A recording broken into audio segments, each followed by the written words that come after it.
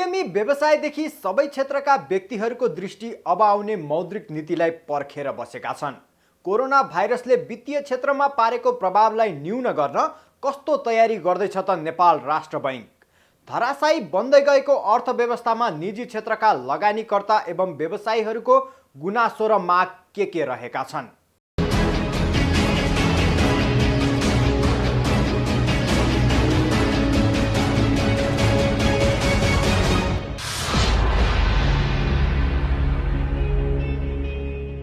दर्शकबिन नमस्कार, द इन्भेस्टिगेटरमा स्वागत छ। म प्रस्तुत कोइराला।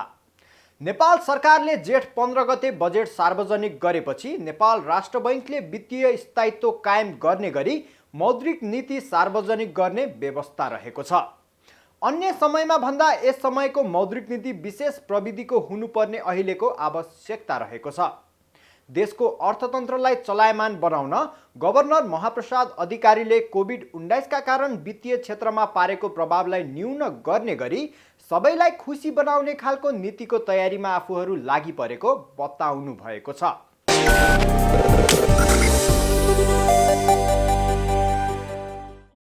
नेपाल राष्ट्र बैंक ऐन 2058 जारी भएपछि देशको केन्द्रीय बैंक नेपाल राष्ट्र बैंकले आर्थिक वर्ष 2059-60 देखि प्रत्येक वर्ष नियमित रूपमा मौद्रिक नीति तर्जुमा गरी सार्वजनिक गर्दै आएको छ। अहिलेसम्म 18 वटा मौद्रिक नीति तर्जुमा गरी कार्यान्वयन समेत भइसकेका छन्। मुलुकको आर्थिक अवस्थाका आधारमा केन्द्रीय बैंकले मौद्रिक नीतिको उद्देश्य निर्धारण गर्ने गर्दछ। विकास उन्मुख मुलुकहरूमा मौद्रिक नीतिबाट मुख्य रूपमा आन्तरिक तथा बाह्य स्थायित्व कायम गर्दै लक्षित आर्थिक वृद्धि दर समात्ने प्रयत्न गरिन्छ। देशको समग्र मुद्रा बजारको नियामक संस्था केन्द्रीय बैंकले जारी गर्ने आर्थिक वर्षको कार्ययोजना नै मौद्रिक नीति हो। अर्को शब्दमा यसलाई मुद्राको पूर्ति माथिको नियन्त्रणको लागि बनाइने वार्षिक नीति पनि भन्न सकिन्छ। मौद्रिक नीतिको मुख्य उद्देश्य मूल्य स्थिरता कायम गरी मुलुकको शोधनान्तर स्थितिलाई अनुकूल गराउनु रहेको हुन्छ। यसका साथै मुलुकमा वित्तीय पहुँच वृद्धि गरी लगानी मैत्री वातावरण निर्माण गर्दै रोजगारी उत्पादन तथा आय वृद्धि गर्नु र देशको आर्थिक वृद्धिलाई प्रोत्साहन गर्नु पनि मौद्रिक नीतिको उद्देश्य रहेको हुन्छ। नेपाल राष्ट्र बैंक ऐन 2058 जारी भएपछि देशको केन्द्रीय बैंक नेपाल राष्ट्र बैंकले आर्थिक वर्ष 2059 र 60 देखि प्रत्येक वर्ष नियमित रूपमा मौद्रिक नीति तर्जुमा गरी सार्वजनिक गर्दै आएको छ। अहिलेसम्म 18 वटा मौद्रिक नीति तर्जुमा गरी कार्यान्वयन समेत भइसकेका छन्। मुलुकको आर्थिक अवस्थाका आधारमा केन्द्रीय बैंकले मौद्रिक नीतिको उद्देश्य निर्धारण गर्ने गर्दछ। विकासोन्मुख मुलुकहरूमा मौद्रिक नीतिबाट मुख्य रूपमा आन्तरिक तथा बाह्य स्थायित्व कायम गर्दै लक्षित आर्थिक वृद्धि दर समात्ने प्रयत्न गरिन्छ। हुन त मौद्रिक नीतिले धेरै उद्देश्यहरू एकैपटक हासिल गर्न सक्दैन, किनकि मौद्रिक नीतिका उद्देश्यहरू एक आपसमा विरोधाभासपूर्ण हुन्छन्। एउटा उद्देश्य प्राप्त गर्न खोज्दा अन्य उद्देश्यहरू गुम्न सक्छन्। यही कारणले गर्दा अधिकांश मुलुकहरूले मूल्य स्थिरतालाई नै मौद्रिक नीतिको अन्तिम लक्ष्य मानेका छन्। मूल्य स्थायित्व कायम गर्ने, बाह्य क्षेत्र स्थायित्व कायम गर्ने, वित्तीय स्थायित्व कायम गर्ने र लक्षित आर्थिक वृद्धि दर हासिल गर्ने नै हो। मौद्रिक नीतिका उद्देश्यहरू प्राप्त गर्न मुलुकको केन्द्रीय बैंकले विभिन्न उपकरणहरूको प्रयोग गर्ने गर्दछ। यस्ता उपकरणहरूलाई मुख्य रूपमा परिमाणात्मक तथा गुणात्मक गरी दुई भागमा वर्गीकरण गर्न सकिन्छ। मौद्रिक नीतिका परिमाणात्मक उपकरणहरूलाई अप्रत्यक्ष उपकरणहरू पनि भन्ने गरिन्छ। यी उपकरणहरूले बैंकहरूको साख सिर्जनामा अप्रत्यक्ष प्रभाव पार्दछन्। बैंक तथा वित्तीय संस्थाहरूले आफूले सङ्कलन गरेको निक्षेपको एक निश्चित प्रतिशत रकम अनिवार्य रूपमा केन्द्रीय बैंकमा जम्मा गरी राख्नु पर्दछ, जसलाई अनिवार्य नगद मौजदात भनिन्छ। सामान्यतया अनिवार्य नगद मौजदातमा केन्द्रीय बैंकले ब्याज प्रदान गर्दैन। केन्द्रीय बैंकले अनिवार्य नगद मौजदात बढाउँदा बजारमा मुद्राको पूर्ति घट्छ भने अनिवार्य नगद मौजदात घटाउँदा मुद्राको पूर्ति बढ्छ। बैंक तथा वित्तीय संस्थाहरूले स्वीकार गरेको कुल निक्षेपको एक निश्चित प्रतिशत रकम सरकारी प्रत्याभूतिहरूमा अनिवार्य रूपमा लगानी गर्नुपर्ने हुन्छ, जसलाई वैधानिक तरलता अनुपात भनिन्छ। केन्द्रीय बैंकले वैधानिक तरलता अनुपात बढाउँदा बजारमा मुद्राको पूर्ति घट्छ भने वैधानिक तरलता अनुपात घटाउँदा मुद्राको पूर्ति बढ्छ। केन्द्रीय बैंकले सरकारी ऋण पत्रहरू खरिद गर्ने तथा बिक्री गर्ने प्रक्रियालाई खुला बजार सञ्चालन भनिन्छ। केन्द्रीय बैंकले सरकारी सुरक्षण पत्रहरू बजारमा बिक्री गर्दा मुद्राको पूर्ति घट्छ भने यसको विपरीत भएमा मुद्राको पूर्ति बढ्न जान्छ। यसलाई सबैभन्दा प्रभावकारी मौद्रिक उपकरणको रूपमा लिन्छ। मुलुकमा स्थापित बैंक तथा वित्तीय संस्थाहरूलाई कहिलेकाहीँ पैसाको अभाव पर्दछ। यदि यस्तो अवस्था आएमा केन्द्रीय बैंकले त्यस्ता बैंक तथा वित्तीय संस्थाहरूलाई नियम अनुसार कर्जा उपलब्ध गराउँछ। यसरी कर्जा उपलब्ध गराउँदा केन्द्रीय बैंकले त्यस्ता बैंक तथा वित्तीय संस्थाहरूसँग निश्चित प्रतिशत ब्याज दर लिने गर्दछ, जसलाई बैंक दर वा पुनर्कर्जा दर भनिन्छ। गुणात्मक उपकरणलाई प्रत्यक्ष उपकरण पनि भनिन्छ, किनकि यस्ता उपकरणहरूले बैंक तथा वित्तीय संस्थाहरूको साख सिर्जनामा प्रत्यक्ष प्रभाव पार्दछन्। हालसम्मको तथ्याङ्कको आधारमा लकडाउन अवधिभर 168 अर्ब रुपैयाँ नोक्सान भएको छ। यो नोक्सान महामारीसँगै अझै बढ्न पनि सक्छ। केन्द्रीय बैंकले ल्याउने मौद्रिक नीतिले वित्तीय स्थायित्वलाई बढावा दिने र विगत केही वर्षदेखि सुरु भएको बिग मर्जरलाई पनि आगामी नीतिले प्रमुख प्राथमिकतामा राख्ने गभर्नरको भनाइ छ।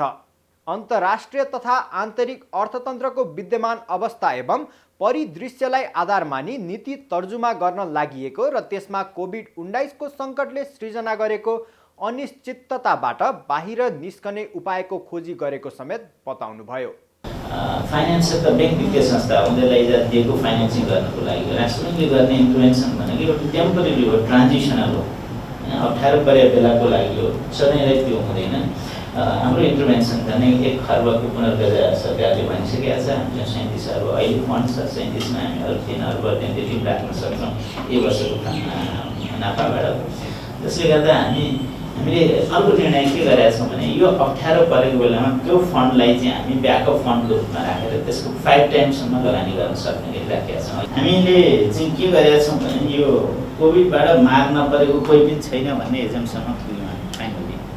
त्यो स्टेजमा पुग्यौँ, सबैसँग छलफल गरिराख्दा यसलाई चाहिँ परेको छैन होला धेरै मार भन्दाखेरि त्यो स्टेजमा पुग्यो। केही यो खाद्यान्न र औषधि प्रड्युसरहरू बाहेक अरू सबैलाई चाहिँ असर परिरहेको अवस्था देखियो। त्यसले गर्दा यो बेसिक डिफर्मेन्ट इन्ट्रेस्ट र किस्ता बुझाउने कुरालाई केही समय सबैलाई नै साथ दिनेछ। त्यसलाई चाहिँ क्याटेगोरी हेरेर कसलाई 3 महिना, कसलाई 6 महिना, कसलाई 9 महिना, कसलाई वर्ष दिन, केहीको चाहिँ अब वर्षै दिन सारेर पनि हुँदैन, ब्याज पुँजीकरण गर्नै पर्छ।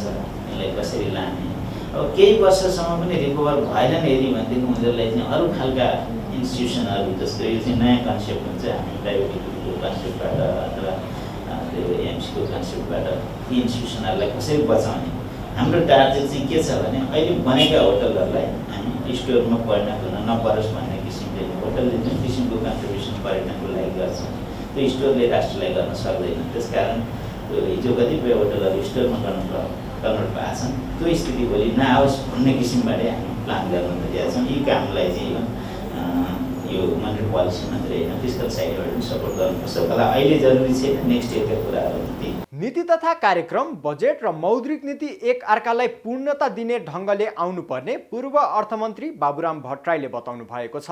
अहिलेको व्यवस्था अनुसार सो सहकार्य नभएको अनुभव सुनाउँदै नीति कार्यक्रम, बजेट र मौद्रिक नीति एक अर्काको परिपूरक हुनुपर्ने सुझाव दिनुभएको छ। साथै बैंक तथा वित्तीय संस्थालाई जग्गा जस्तो अनुत्पादक क्षेत्रमा गरिने लगानीलाई मौद्रिक नीति मार्फत निरुत्साहित गर्नुपर्ने धारणा राख्नु भएको छ। यही नीति कार्यक्रम, बजेट र यो मौद्रिक नीतिलाई अन्तर सम्बन्धित ढङ्गले नै ल्याउने, त्यसमा जुन अपूर्णता रहेका छन्, अपूर्णता अपेक्षा अनुरूप भएन भन्ने जुन आइरहेको छ, प्रतिफल पनि सोचेअनुसार जुन आइरहेको छैन, त्यसलाई पूर्णता दिने ढङ्गले मौद्रिक नीति ल्याउँदाखेरि चाहिँ आँट गरेर ल्याउँदा राम्रो होला भन्ने मेरो एउटा चाहिँ सुझाव हो। यसमा अलि अमृत ढङ्गले आयो, सङ्केत त छ, तर त्यसमा चाहिँ जानु होला भन्ने मेरो सुझाव, अलिकति आँट गरेर अघि बढ्दा राम्रो होला भन्ने मेरो एउटा सुझाव हो। हाम्रो वित्तीय संस्था ब्याङ्किङ प्रणालीमा हामीले जुन अहिले केही वर्ष यता रेमिटेन्सबाट आउने त्यो पैसा ब्याङ्कहरूमा विभिन्न ढङ्गले घुमेर त्यहाँ पुग्छ, चाहे बजार मार्फत हो चाहे सिधै होस्, र त्यसलाई चाहिँ फेरि हामीले लगानी गर्दाखेरि चाहिँ उपभोगकै ठाउँमा र स्पेकुलेसन, खासै ल्यान्ड स्पेकुलेसन र बढी जग्गा दलाली गरेर फेरि जुन हामीले चाहिँ त्यसलाई लगानी गरिरहेका छौँ त्यसले उत्पादनको क्षेत्रमा पटक्कै प्रभावित भएको छैन। त्यसैले अब हामीले चाहिँ मौद्रिक नीति मार्फत चाहिँ त्यहाँ कसरी त्यसलाई निरुत्साहित गर्न सकिन्छ, अलिक बोल्ने नै आँट गर्नुपर्छ कि नत्र घुमिफिरिकन फेरि उपभोगजन्य वस्तुले मात्रै त्यो बढी ऋण प्रवाह भएर जाने र उत्पादन र रोजगारी सृजना गर्ने क्षेत्रले चाहिँ विविध ढङ्गले नीतिगत रूपमा जतिसुकै भने पनि व्यवहार चाहिँ प्राप्त नहुने जुन भइरहेको छ, त्यतापट्टि चाहिँ विशेष अलिकति ध्यान पुगोस् भन्ने मेरो फेरि पनि यहाँनिर चाहिँ आग्रह चाहिँ छ। त्यसले चाहिँ बढी नै कृषि क्षेत्रमा नै केन्द्रित हुने ढङ्गले कृषि ब्याङ्क अथवा औद्योगिक र लगानी क्षेत्रले केन्द्रित हुने ढङ्गले पहिलेको औद्योगिक विकास ब्याङ्क त्यति काम लागेन, अन्त हामीले सार्यौँ। फेरि पनि त्यसको चाहिँ यदि हामी परिवर्तन गर्ने हो भने त्यसमा अलिक बढी जोड, पूर्वाधार विकास ब्याङ्क पनि हामी भनेका छौँ, तर त्यो पनि त्यति जोडसँग हामी जान सकेनौँ। पूर्वाधार विकास ब्याङ्क र साना र मझौला उद्यम व्यवसायलाई प्रवर्धन गर्ने खालको पनि त्यस्ता 3-4वटा अलिक विशिष्ट प्रकारका ब्याङ्किङहरूको व्यवस्था गरेर तिनीहरूले चाहिँ अलि ब्याज दर र त्यसको मुद्रा प्रभावमा पनि अलिक वर्गीकरण गरेर प्राथमिकता अनुसार चाहिँ अलिक बढी ध्यान दिने भइदियो भने त्यसले चाहिँ अहिलेको सङ्कटको घडीमा र यो सङ्क्रमण कालमा चाहिँ भूमिका निर्वाह गर्न सक्छ कि भन्ने चाहिँ लाग्छ। देशको अर्थतन्त्रलाई कुन गतिले कता मोड्ने हो र अर्थतन्त्र कसरी चलायमान बनाउने हो भन्ने कुरा अहिले मौद्रिक नीतिमा आएर अड्किएको छ। साउन पहिलो सातामा ल्याइने भनिएको मौद्रिक नीतिमा सरकारवालाहरूमा दौडधुप बढेको छ भने उद्योगी व्यवसाय र आम नागरिकहरूमा चिन्ता थपिँदै गएको छ। व्यवसायीहरूको चिन्ता र मौद्रिक नीतिबाटको अपेक्षा कस्तो रहेको छ भन्ने जानकारी गराउने नै छौँ एकैछिनको ब्रेकपछि।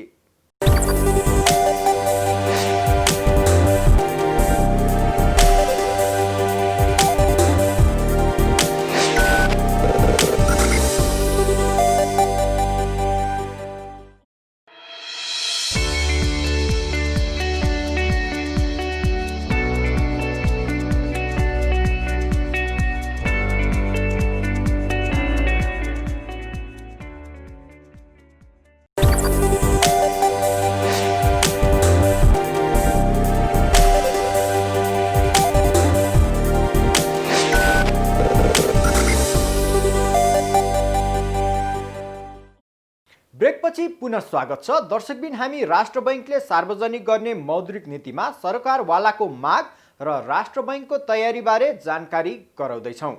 मुलुकको अर्थतन्त्र उकास्न र निजी क्षेत्रलाई समेत माथि उकास्नका लागि मौद्रिक नीति व्यावहारिक आउनेमा आफूहरू आशावादी रहेको नेपाल उद्योग वाणिज्य महासङ्घका वरिष्ठ उपाध्यक्ष शेखर गोल्छाले बताउनुभयो। उहाँले यो वर्ष पैसा कमाउने वर्ष नभएको भन्दै सबैले सर्भाइभ हुने गरी नीति आउनुपर्नेमा जोड दिनुभयो। उहाँले अहिले सबैले आफ्नो प्रोफिट छाडेर अर्थतन्त्रलाई जोगाउने काम गर्न आग्रह समेत गर्नुभएको छ।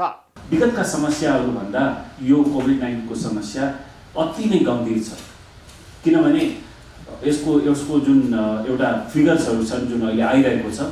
अब झन्डै नेपालमा व्यापार व्यवसाय 10 अरबको दिनहुँ 10 अरब जस्तो हुन्थ्यो। यो कोभिड-19 को समयमा 1 अरब मात्रै भइरहेको थियो भने चाहिँ 9 अरब घाटामै थियौँ हामी।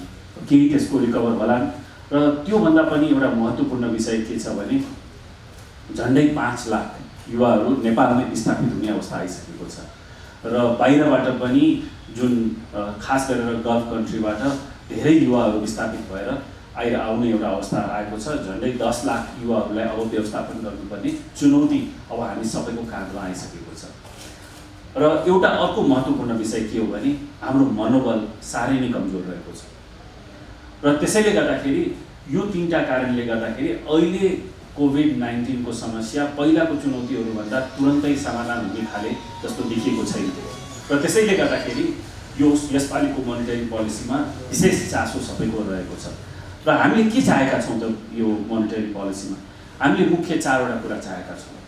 पहिलो कुरा, हाम्रो कर्जा जुन अहिले यति लामो समयसम्म बन्द हुँदाखेरि हाम्रो कुनै रेभिन्यू सोर्स नहुँदाखेरि हामीले कर्जा तिर्न सकेका छैनौँ र यस्तो कर्जाहरूलाई फेरि रिस्ट्रक्चरिङ हुनुपर्छ र कुनै केसमा हामीले ब्याजलाई पनि पुञ्जीकृत गर्नुपर्छ भनेर हामीले भनेका छौँ। हामीले तिर्दैनौँ भनेर भन्दैनौँ, हामीलाई केही समय दिनुहोस् मात्रै भनेका छौँ। केही साथीहरूले ल यिनीहरूले अब यो मौका छाप हेरेर अब तिर्न चाहेका छैनन् भनेर सोचिरहेका होलान्, तर त्यस्तो होइन। नेपालको निजी क्षेत्र कर्जा लिएपछि तिर्न चाहन्छ। त्यसको प्रमाण के हो भने नेपालको एनपिए सायद वर्ल्डमै सबैभन्दा कम रहेको छ। हामी कर्जा लिएपछि तिर्न चाहन्छौँ। हामी केही समय यो समय जुन एउटा कठिन समय छ त्यसलाई पार गर्नको लागि केही समय मात्रै मागिरहेका छौँ। र त्यस्तै गरेर हामीले के भनिरहेका छौँ भने हामीलाई क्यास फ्लोमा समस्या भयो, त्यसैले गर्दाखेरि अहिले जुन तपाईँले धितो राख्नुभएको छ त्यही धितोमा हामीलाई 20% अझ पैसा दिनुहोस् र त्यसले हामीले बिजनेसलाई चलायमान बनाउन सक्छौँ र व्यापार व्यवसाय चलायमान भयो भने फेरि हामी राजस्व तिर्न सक्छौँ र फेरि हामी रोजगारी सिर्जना गर्न सक्छौँ र त्यसैले गर्दाखेरि हामीलाई 20% एक्स्ट्रा क्रेडिट दिनुहोस् भनेर पनि भनेका छौँ। त्यसपछि अर्को एउटा महत्त्वपूर्ण विषय हामीले के भनेका छौँ भने ब्याज दर। पक्कै पनि जुन अघि ज्ञानेन्द्रजीले पनि भन्नुभयो इन्फ्लेसन रेटभन्दा कम ब्याज दर हुनु हुँदैन, त्यसकोबाट अर्को विकृति आउँछ, फेरि पुँजी पलायन हुने पनि खतरा हुन्छ। फेरि एउटा मध्यमवर्गीय या जसले डिपोजिट गरेको छ उसको लागि कुनै नेपालमा अरू अप्सन छैन, हाम्रो सेयर मार्केट त्यति बलियो छैन र त्यसैले गर्दाखेरि एउटा जसले जीवनभर जब गरेको छ, आफ्नो सिक्युरिटी खोजिरहेको छ, उसले सायद एफडीमा पैसा राखेको छ र उसको इन्फ्लेसन रेटभन्दा कम इन्ट्रेस्ट भयो भने त्यसपछि ऊ पनि निराश हुन्छ, झन्झन गरिब हुँदै जान्छ। तर हामीले राष्ट्र ब्याङ्कसँग बसेर विभिन्न क्यालकुलेसन्सहरू देखाएका छौँ। हामी एनबिएका साथीहरूसँग पनि बसेका छौँ। हामीलाई के विश्वास छ भने अहिलेको समयमा ब्याङ्कहरूले पनि आफ्नो खर्चमा मित्रता अलिकति कम्प्रोमाइज गरे अलिकति डिपोजिटमा पनि इन्ट्रेस्ट रेट घटाउने र राष्ट्र ब्याङ्कले पनि विभिन्न रेसियोजहरूलाई पनि अलिकति खुकुलो पार्ने हो भने इन्ट्रेस्ट रेट 3 देखि 4% घट्न सक्छ भन्ने कुरा हामीले क्यालकुलेसनबाट देखाएका छौँ र हामीलाई विश्वास छ यो हामीले गर्न सकिन भने यो वर्ष पैसा कमाउने वर्ष होइन, कसैलाई पनि होइन, निजी क्षेत्रलाई पनि होइन, ब्याङ्कलाई पनि होइन, यो वर्ष सर्भाइभ गर्ने वर्ष हो। त्यसैले गर्दाखेरि प्रफिट नहेरौँ, सर्भाइभलमा हेरौँ। नेपाल चेम्बर अफ कमर्सका वरिष्ठ उपाध्यक्ष राजेन्द्र मल्लले नेपालको अर्थतन्त्र उत्पादनमुखी र निर्यातमुखी बन्नुपर्नेमा जोड दिनुभयो। उहाँले 150 अर्बको स्टिमुलस प्याकेज लागू हुनुपर्ने पनि बताउनुभयो। उहाँले अहिले राष्ट्र नै विषम परिस्थितिबाट गुज्रिरहेकोले समग्र क्षेत्र एक भएर अघि बढ्नुपर्नेमा जोड दिनुभयो। साथै सरकारले ल्याउने मौद्रिक नीति तल्लो तहका जनताले पनि महसुस गर्न सक्ने हुनुपर्ने बताउनु भएको छ। यो मौद्रिक नीति पनि साउनमा मात्र आउने कुरा छ हैन, यहाँ निर्देशकज्यू यही हुनुहुन्छ। यो मौद्रिक नीति त यो असारभित्रै आउनु पर्ने जस्तो लाग्छ मलाई। अलिक ढिला भएको हो कि यसमा टेक्निकली तपाईँको हो कि के हो मलाई त्यो थाहा भएन। र यो मौद्रिक नीतिले हामीले चाहिँ विशेष गरी उत्पादन वृद्धिको लागि जुन चाहिँ सरकारले जुन 150 अर्बको जुन एउटा स्टिमुलस प्याकेज रिफाइनेन्सिङको लागि ल्याएछ, यदि सरकारको त्यति त्यो बजेटले या चाहिँ रकमले पुग्दैन भनेदेखि म त के थप्न चाहन्छु भन्दाखेरि राष्ट्र ब्याङ्क या सरकार मन्त्रालयको ग्यारेन्टीमा आइएफसी जस्तो संस्थाबाट अर्को पैसा चाहिँ हामीले सफ्ट लोनमा चाहिँ सरकारको ग्यारेन्टीमा यो पैसा ल्याउने र त्यो पैसा चाहिँ विशेष गरी तल्लो लेभलका चाहिँ एसएमइज, तपाईँको महिला, कृषि जो छ तलदेखि उत्पादन गरिरहेका उद्यमीहरूलाई चाहिँ सरकारी ग्यारेन्टीमा ल्याएर उहाँहरूसँग चाहिँ आवश्यक एउटा चाहिँ कोलाट्रल पनि लिने। किन भन्दाखेरि डलरको पैसा छ, विदेशीको पैसा छ, तिर्नुपर्छ हामीले होइन भन्दाखेरि त्यसको लागि एउटा प्याकेज चाहिँ बनाएर चाहिँ के रकम ल्यायो भनेदेखि यो कोरोनाको पिरियडमा कमसेकम यो 2-3 वर्ष 4 वर्ष यसले पक्कै पनि हामीलाई फिरोल्छ। यो अवस्थाको लागि केही फन्ड चाहिँ सरकारले विगतभन्दा भिन्नै सोच ल्याएर अलिकति त्यस्तो फन्डको व्यवस्था चाहिँ राष्ट्र बैङ्कले गरोस् भन्ने कुरा म राख्न चाहन्छु। र अर्को कुरा के छ भन्दाखेरि अहिले हाम्रो जुन मुलुकको जुन यो बजेटमा आइरहेको कुराहरू छ, सरकारले निरन्तर जे छ त्यसैमा तलमाथि 19-20 यताउति भन्ने मात्र कुरा छ। अब जस्तै अब म यो राष्ट्र ब्याङ्कलाई चाहिँ एउटा के पनि आग्रह गर्न चाहन्छु भनेदेखि अहिलेको दिनमा चाहिँ यो ब्याङ्कमा जुन किसिमको एउटा ब्याज दर चाहिँ सहुलियत पुर्याउनको लागि हाम्रो चाहिँ ब्याङ्किङ तपाईँको त्यो बेस रेट हुन्छ, लागतमा अलिक घटाउन कतातिरबाट घटाउन सकिन्छ। यहाँ ब्याङ्कर्स एसोसिएसनका पनि पूर्व अध्यक्ष र हालका सिइओ मित्र पनि हुनुहुन्छ, त्यतातिर पनि तपाईँहरूले अलिकति ध्यान दिनुहोस्। किन भन्दाखेरि यो ब्याङ्क भनेको अरू उद्योग जस्तो होइन, यसको जिम्मेवारी अरू उद्योगले गर्दा भन्दा पनि ब्याङ्कको चाहिँ सबभन्दा ठुलो रेस्पोन्सिबिलिटी छ मुलुकको लागि। भन्दाखेरि योतिर हामीले चाहिँ एउटा लागत घटाउने र चाहिँ यो स्प्रेड रेटहरू भयो तपाईँको 4.5%, 4.4 राख्यो ठाउँमा त्यसलाई चाहिँ 3 सवा 3मा झार्ने होइन। अब गर्नै सक्दैन भने अहिले चाहिँ व्यवसाय गरेर चाहिँ मुलुक चलाउने अवस्थामा मुद्दतीको उसमा पनि तपाईँहरूले समयअनुसार केही घटाएर उद्योग र व्यवसाय बचाउनको लागि यतातिर चाहिँ राष्ट्र ब्याङ्कले एड्रेस गर्नुपर्छ भन्ने मलाई लाग्छ। र अहिले हामीले समग्र हामी व्यवसायी र चाहिँ आम जनता सरकार एक भएर यो मुलुकको उठानको लागि प्रगतिको लागि अहिले चाहिँ केही एक कदम हामीले र चाहिँ एकमुठी कसेर भए पनि लागत घटाएर मैले पनि केही गर्छु यो मुलुकको लागि, यसबाट केही मुलुकलाई टेवा र सेवा हुन्छ भन्ने धारणा सबैमा हुनुपर्छ। बैंकको ब्याज दर कम गर्नलाई आफूहरू प्रयासरत रहेको र 15 देखि 16% ब्याज दरलाई 12% ल्याउने, यसलाई सिंगल डिजिटमा ल्याउने कोसिस गरेको बताउँदै राज्यले अति प्रभावित क्षेत्रलाई सुविधा दिनुपर्नेमा नेपाल बैंकर एसोसिएसनका पूर्व अध्यक्ष ज्ञानेन्द्र ढुङ्गानाले जोड दिनुभयो। उहाँले उद्योगी, व्यवसायी, व्यापारी, बैंकर्स लगायत सबै क्षेत्रका सरकारवालाहरूले मौद्रिक नीतिमा केही अपेक्षा गर्नु स्वाभाविक भए पनि मौद्रिक नीतिका केही आफ्नै सीमा हुने तर्क गर्नुभयो। खालि ब्याङ्किङ सेक्टरले मात्रै राहत दियोस्, ब्याङ्कको ब्याज दर मात्रै बढी हो, ब्याङ्कले चाहिँ नाफा मात्रै बढी कमायो भन्ने कुरामा हामी विगतदेखि बढी फोकस छौँ, जुन चिज गलत हो। किनभने उद्योग, व्यापार, व्यवसायमा कस्टको कम्पोजिसनमा ब्याज दर भनेको एउटा सानो कम्पोजिसन हो, धेरै खर्चहरू हुन्छन्। वो पक्कै पनि ब्याज दर पनि बढी नहोस्, किनभने ब्याज दरले पनि केही न केही कस्ट अफ प्रोडक्सनमा तपाईँको कमी ल्याउँछ। त्यस कारण ब्याज दर कमी गर्नुपर्छ भन्ने कुरामा हामी ब्याङ्करहरू पनि विगत 3 वर्षदेखि नै लगातार प्रयासरत छौँ। शेखर सरलाई राम्ररी थाहा छ, 15-16% कर्जाको ब्याज दर 12%सम्ममा ल्याउनुपर्छ भनेर हामीले अथक परिश्रम गऱ्यौँ, ल्याउन सफल भयौँ। 12% आइसकेपछि होइन, अब यसलाई सिंगल डिजिटमा ल्याउन कोसिस गर्नुपर्छ, कम्पिटिटिभ एडभान्टेज हुन्छ। अरू अन्य देशहरूमा पनि कयौँ ठाउँमा सिंगल डिजिट छ भन्यौँ र सिंगल डिजिटमा ल्याउनलाई पनि हामीले कोसिस गऱ्यौँ। यो बजारको माग तथा आपूर्ति, लिक्विडिटी पोजिसनले पनि धेरै कुराहरू गाइड गर्छ। नेपाल राष्ट्र बैंकका प्रवक्ता तथा कार्यकारी निर्देशक डाक्टर गुणाकर भट्टले कोभिड-19 का कारण प्रभावित निजी क्षेत्रको समस्या समाधान गर्दै पुनर्कर्जा व्यवस्थापन र रोजगारी सृजनामा ध्यान दिएर मौद्रिक नीति ल्याउने तयारी गरिएको बताउनुभयो। सरकारले ल्याएको बजेट कार्यान्वयनमा सहयोग पुग्ने गरी नै मौद्रिक नीति आउँछ र यसले सबै क्षेत्रको सुझावहरू समेट्ने कोसिस गरेको उहाँले बताउनुभयो। संकुचनमा जाने भन्ने अन्तर्राष्ट्रिय मुद्रा कोषको प्रक्षेपण छ।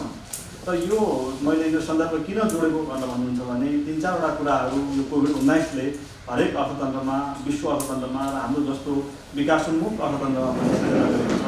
यसले एउटा माग पक्ष जुन छ त्यो कमजोर भएको छ अहिले। त्यसै गरिकन आपूर्तिका श्रृङ्खलाहरू अवरुद्ध भएका छन्। त्यसै गरिकन वित्तीय क्षेत्रका गतिविधिहरू, ब्याङ्किङ क्षेत्रका गतिविधिहरू प्रभावित भएका छन्। र अर्को अघि पूर्व वक्ताहरूले भन्नुभयो जस्तै कन्फिडेन्स चाहिँ अहिले लुज भएको अवस्था छ, एक किसिमको साइकोलोजिकल फेयर भएको अवस्था छ। र यो अवस्थाबाट अर्थतन्त्रलाई फेरि स्वाभाविक गतिमा फर्काउने, नर्मल अवस्थामा अर्थतन्त्रलाई ल्याउने हाम्रा समष्टिगत आर्थिक नीतिका दायित्वहरू हुन्छन्। समष्टिगत आर्थिक नीति हामीले चाहिँ कहिलेकाहीँ काउन्टर सिक्लिकल भएर ल्याउनु पर्ने हुन्छ। अहिले जब अर्थतन्त्र रिसेसनमा जाने अथवा आर्थिक गतिविधि अत्यन्त न्यून हुने अवस्था छ भने यो अवस्थामा हामीले आर्थिक पुनरुत्थानलाई केन्द्रमा राखिकन हाम्रा नीतिहरू ल्याउनु पर्ने आवश्यकता छ। र सरकारको जेठ 15 को बजेटले जुन एउटा म्याक्रो इकोनोमिक फ्रेमवर्क तय गरेको छ, सरकारको जेठ 15 को बजेटले एउटा आधार के दिएको छ त भन्दाखेरि अर्को आर्थिक वर्ष हाम्रो आर्थिक वृद्धि 7% हामीले हासिल गर्नुपर्ने र मुद्रास्फीतिलाई पनि 7% को सीमाभित्र राख्नुपर्ने हाम्रो एउटा म्याक्रो इकोनोमिक फ्रेमवर्क छ। र त्यो फ्रेमवर्कभित्र रहिकन हामीले अब कसरी चाहिँ आर्थिक पुनरुत्थानलाई जोड दिन सक्छौँ भन्ने विषयमा अहिलेको मौद्रिक नीति केन्द्रित छ। र अब यो मौद्रिक नीति तर्जुमाको क्रममा अघि जति पूर्ववक्ता महानुभावहरूले बोल्नुभयो उहाँहरू सबैसँग हामीले सुझाव दिइसकेका छौँ। विभिन्न व्यापारिक सङ्गठनहरू, त्यसै गरिकन बैंकर्स एसोसिएसन लगायत बैंक वित्तीय क्षेत्रका सम्बद्ध संस्थाहरूले पनि सुझाव दिनुभएको छ। हामीले सर्वसाधारणबाट सुझाव लिएका छौँ, हामीले विभिन्न विज्ञहरूबाट सुझाव लिएका छौँ। यो बिचमा पूर्व गभर्नरज्यूहरूबाट पनि हामीले सुझाव लियौँ। अनुसन्धान विभागले मौद्रिक नीति तर्जुमा गर्ने भएर अनुसन्धान विभागका पूर्व कार्यकारी निर्देशकहरूसँग पनि हामीले सुझाव दियौँ र उहाँहरू सबैको सुझावको एउटा महत्त्वपूर्ण आशय स्पिरिट के रहेको छ त भन्दाखेरि अहिले हाम्रो जोड चाहिँ आर्थिक पुनरुत्थानमा केन्द्रित हुनुपर्ने हुन्छ र त्यसो भएर अघि जति कुराहरू उठेका छन् ती कुराहरू चाहिँ हामीले म्याक्सिमम हदसम्म लचिलो भइकन मोनिटरी पोलिसीलाई हामीले चाहिँ अहिलेको अवस्थामा एकोमोडेटिभ मोनिटरी पोलिसी अथवा फ्लेक्सिबल मोनिटरी पोलिसी लिकन अर्थतन्त्रलाई आफ्नो गतिमा फर्काउनका लागि हाम्रो प्रयास केन्द्रित हुन्छ। त्यसैका लागि अहिले हाम्रा चाहिँ छलफलहरू केन्द्रित छन्। कतिपय कुराहरू के हुन्छ त भन्दा मोनिटरी पोलिसीको एउटा आफ्नो साइकल पनि छ। हामीले चाहिँ विगत जुन करिब 18 वर्षदेखि मोनिटरी पोलिसी वार्षिक रूपमा तर्जुमा गर्ने, त्यसलाई सार्वजनिक गर्ने र त्यसपछि गएर हामीले चाहिँ अर्धवार्षिक बनाउने र अहिले गएर हामीले त्यसलाई त्रैमासिक समीक्षा पनि गर्ने गरेका छौँ। कतिपय कुराहरू अहिलेको परिस्थितिलाई ध्यानमा राखिकन हुन नसकेका कुराहरूलाई हामीले त्रैमासिक समीक्षा मार्फत पनि त्यसलाई चाहिँ करेक्सन गर्ने हामीसित आवश्यक छ। तर अहिलेको मौद्रिक नीतिको 3-4वटा कुराहरू यहाँहरू समक्ष राखौँ कि मौद्रिक नीतिले स्वाभाविक रूपमा अर्थतन्त्रमा सबैभन्दा बढी प्रभावित क्षेत्रहरूलाई हामीले कसरी चाँडोभन्दा चाँडो पुनरुत्थान गर्न सक्छौँ भनेर त्यसका लागि तरलता सहज बनाइकन वित्तीय क्षेत्रको साधन त्यो क्षेत्रमा प्रवाह गर्ने माध्यमको रूपमा बैङ्किङ क्षेत्रलाई हामीले अहिले इस्ट्याब्लिस गरिकन अर्थतन्त्रलाई पुनरुत्थान गर्नेमा हाम्रो जोड रह्यो। मुलुकको अर्थतन्त्र उकास्न र निजी क्षेत्रलाई समेत माथि उकास्नका लागि मौद्रिक नीति व्यवहारिक आउनेमा सबै वर्गहरू आशावादी रहेका छन्। कोभिड-19 का कारण स्वदेशमा झण्डै 5 लाख युवाहरू विस्थापित भएका छन् र सोभन्दा ठूलो संख्यामा विस्थापित भई बाहिरबाट युवाहरू आउँदैछन्। उनीहरूलाई व्यवस्थापन गर्न चुनौती छ र यो चुनौतीलाई पनि सम्बोधन गर्ने गरी अबको मौद्रिक नीति आउनु पर्दछ। हस्त द इन्भेस्टिगेटर आजलाई यति नै। फेरि नयाँ विषयवस्तु र फरक प्रसङ्ग लिएर आउने नै छौँ। हेर्दै रहनुहोला business plus television. Business plus, business first. नमस्ते।